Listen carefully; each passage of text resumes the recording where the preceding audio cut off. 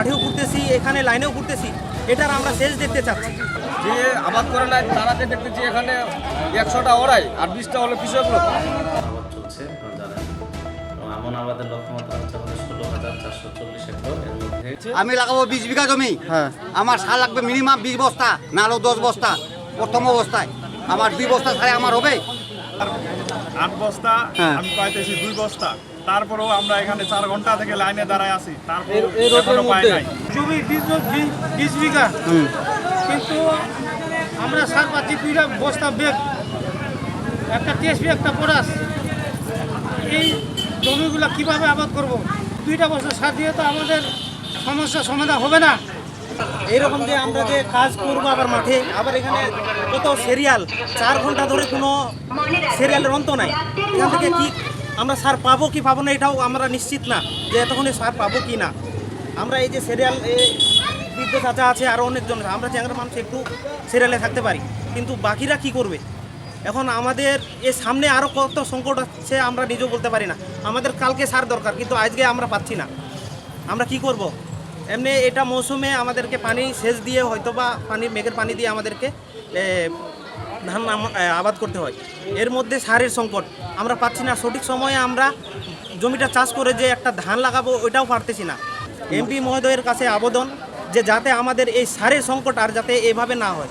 এই যে হয়রানি একটা, এই মানুষের হয়রানি কত দূর আর, এটাই হচ্ছে আমাদের কথা, যে যাতে আমাদের এই কৃষক বাঁচলে বাঁচবে দেশ। বাংলাদেশ সবার উপরে, আমাদের উত্তরবঙ্গে সবচাইতে এই কৃষকের জন্য কিছুই করা হয় না। সবচাইতে বৈষম্য শিকার হচ্ছে কৃষক। আমাদের কি এখন কি করব? আমরা কিভাবে আবাদ করব? এখানে দাঁড়ায় আছি 3 ঘন্টা। ওরা যারা আছে ওরা আগে লাগাবো 20 বিঘা 25 বিঘা করে, তো সার দিচ্ছে আমাদেরকে 2টা করে বস্তা। আমরা এখন কি করব?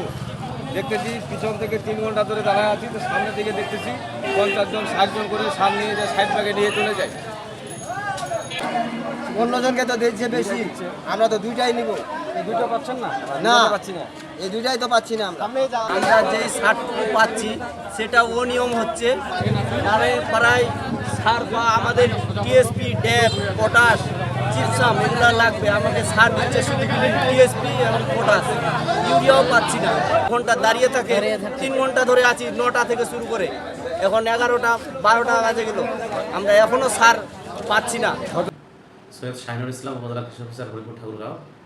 আমরা আমাদের হরিপুর উপজেলায় এখন আমন আবাদ চলছে, আপনারা জানেন, এবং আমন আবাদের লক্ষ্যমাত্রা হচ্ছে আমাদের 16,440 হেক্টর। এর মধ্যে অধিকাংশই হচ্ছে উপসি আবাদ 14,330 হেক্টর, এবং হাইব্রিড হচ্ছে 2110 হেক্টর। এই 16,440 হেক্টর বিপরীতে আমাদের যে সারের বরাদ্দ রয়েছে উপজেলায়, সেটি হচ্ছে যে আমাদের ইউরিয়া রয়েছে 727 metric ton, TSP 420 metric ton, DAP যেটা ড্যাপ বলি আমরা 124 মেট্রিক টন, এবং এমওপি হচ্ছে 335 মেট্রিক টন। এই সারগুলো আমরা বিএডিসি এবং বিসিএসি ডিলারের মাধ্যমে উত্তোলিত হচ্ছে, এবং এই উত্তোলন চলমান রয়েছে এবং সার বিতরণ কার্যক্রম চলমান রয়েছে। সুষ্ঠুভাবে বিতরণ চলছে এবং পর্যাপ্ত মজুদ রয়েছে। আমরা উপসহকারী, মাঠ পর্যায়ে উপসহকারী কৃষি কর্মকর্তা, আমাদের অতিরিক্ত কৃষি কর্মকর্তা, কৃষি সম্প্রসারণ কর্মকর্তা, এবং উপজেলার যে বিশেষ করে উপজেলা সার ও বীজ মনিটরিং কমিটি রয়েছে, উপজেলা সার ও বীজ মনিটরিং কমিটির মাধ্যমে এগুলোর কিন্তু মনিটরিং কার্যক্রম প্রতিনিয়ত অব্যাহতভাবে চলছে, এবং উপসহকারী কৃষি কর্মকর্তাদের মাধ্যমে প্রত্যেকটা ইউনিয়ন পর্যায়ে যারা দায়িত্বরত রয়েছে তাদের মাধ্যমে কিন্তু এই মনিটরিং কার্যক্রম চলছে, এবং সুষ্ঠুভাবে কৃষক ভাইয়েরা লাইনে দাঁড়িয়ে তারা সার নিচ্ছেন।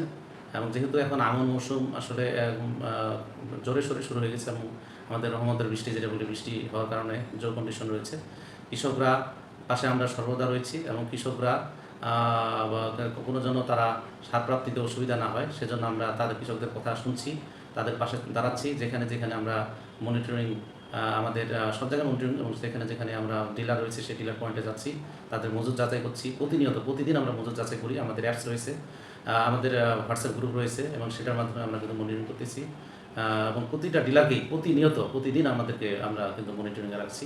প্রতিদিন আমরা তাদের আমাদের যে মজুদ এবং যাচাই, তাদের আগমনী বার্তা, সেগুলো আমরা সঠিকভাবে যাচাই করে করতেছি, এবং তারা সারের দাম যেন বেশি না নেয় তারা, এই জন্য আমরা কিন্তু মেমো যাচাই করতেছি, কৃষকদেরকে ফোন দিচ্ছি, এবং তাদের বিক্রয় রেজিস্টার, তাদের মজুদ রেজিস্টার যেগুলো রয়েছে সেগুলো চেক করা হচ্ছে। তো উপজেলা সার্ভিস কমিটি সর্বদাই পাশে রয়েছে, আমরা উপজেলা কৃষি অফিস থেকে সার্বক্ষণিক তদারকিতে রয়েছে, এবং সুষ্ঠুভাবে চলছে, এবং শেষ পর্যন্ত আমরা ইনশাআল্লাহ কয়েকদিনের মধ্যেই আমনের আবাদ আমরা একটা লক্ষ্যমাত্রা যেটা রয়েছে সেটা পূরণ করতে সক্ষম হব। ধন্যবাদ।